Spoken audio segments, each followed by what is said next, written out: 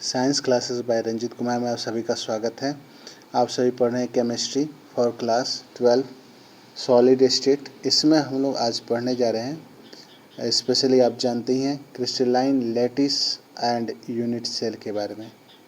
The main characteristic of crystalline solid is regular and repeating patterns of constituent particles, यानी regular और repeating constituent particles होते हैं। If three dimensional dimensional arrangement इसकी देखें तो of constituent particle का crystalline is represent diagrammatically in which each particles is depicted as the point। एक एक पार्टिकल जो है एक पॉइंट को डिनोट करेगा। The arrangement is called crystalline lattice, crystal lattice structure बनाएगा। Thus, a regular three-dimensional arrangement of point in the space is called crystal lattice बोलते हैं। यानी रेगुलर थ्री डायमेंशनल जो अरेंजमेंट पॉइंट का मिलता है स्पेस में उसको हम लोग क्रिस्टल लेटिस कहते हैं। ए portion of crystal lettuce shown in figure 1.5। ये आपके 1.5 में ये डॉट्स के रूप में जो पैटर्न्स दिखाया है three dimensional figure of cubic lattice and its unit cell. तो ये यूनिट सेल को दिखा रहा है क्रिस्टलाइन लेटिस का।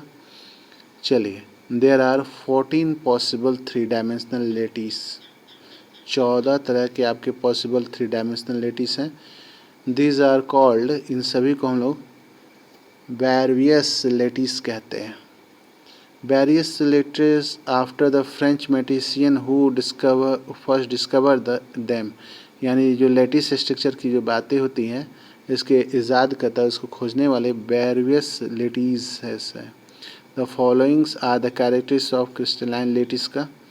पहला नंबर है each point is a lattice is called lattice point और लेटिस साइट कहलाता है। एक एक पॉइंट को हम लोग लेटिस पॉइंट या लेटिस साइट कहते हैं। Each point in a crystalline lattice represent one constituent particle, यानी हर एक पॉइंट जो है वो क्रिस्टलाइन लेटिस का यानी लेटिस साइट वाला वो कंस्टिट्यूएंट पार्टिकल को शो करेगा। विच में भी एटम भी हो सकता है, मॉलिक्यूल्स भी हो सकता है या आयंस भी हो सकता है। ठीक है, जो कंस्टिट्यूएंट पार्टिकल्स है वो एटम, मॉलिक्यूल या आयन में से कोई भी हो सकता है। Lattice point are joint by straight line, कभी स्ट्रेट लाइन में से जुड़ेंगे to brought out geometry of lattice, यानी ज्योमेट्री लेटिस का कंसेप्ट है कि कभी भी मिलेंगे तो स्ट्रेट लाइन में ही मिलेंगे। Unit cell is the smallest portion of crystalline lattice, माने यूनिट सेल जो होता है वो आपका क्रिस्टलाइन लेटिस का सबसे छोटा वाला हिस्सा होता है। When repeated in different direction generate the entire lattice. Unit cell is characterise, मैंने हम यूनिट सेल को कैरेक्टराइज करते हैं। It's a dimensional along three edges A, B, C. These edges may और may not be म्यूचुअल नहीं हो सकते, perpendicular. ठीक है, एक दूसरे के परपेंडिकुलर हो भी सकते हैं या नहीं भी हो सकते हैं। Angle between the edge alpha beta gamma, जैसे अल्फा हो गया बी और सी के बीच में, बीटा हो गया आपका ए एंड सी के बीच में और गामा हो गया ए एंड बी के बीच में। Thus a unit cell characterise by 6 parameter हो जाएंगे A B C alpha beta and gamma. This parameter of typical unit cell shown in figure 1.6 में दिखाया है। ये देखिए अल्फा बीटा गामा एंगल दिखा रहा है। ठीक है, तो ये हो गया पैरामीटर ऑफ टिपिकल यूनिट्स हो गए और ये 6 पैरामीटर्स हो गए ए बी सी और आपके अल्फा बीटा गामा। चलिए, तो हम लोग जानेंगे primitive and centered unit cell। Unit cell can be broadly divided into 2 category में, एक परमिटिव हो गया और आपका हो गया central unit cell. Primitive unit cell क्या होता है? When constituent particles are present only corner, केवल कॉर्नर पोजीशन पे होंगे यूनिट सेल, तो इसको हम बोलेंगे लोग परमिटिव यूनिट सेल कहेंगे, जो कॉर्नर पे होंगे। और सेंट्रल यूनिट सेल जैसा नाम ही लग रहा है, when unit cell contain one or more constituent particles present at position other than corner in addition to those at corner, it is called a central unit cell। Central unit cell are 3 types। यानी कि जब unit cell जो है contains one और मोर constituent particles होंगे present at position other than corner, corner के अलावा कहीं भी, तो इस एडिशनल कॉर्नर वाले जो आपके यूनिट सेल होते हैं इनको हम लोग बोलते हैं सेंट्रल्ड यूनिट सेल। तो ये तीन तरह के होते हैं। पहला हुआ body centred unit cell, such as unit cell contain one constituent particles, atom, molecule और आयन का कोई एक का, and body centre beside the one that are at its corner, माने एक जो पार्ट होगा वह बॉडी सेंटर का वह एक कॉर्नर पे होगा।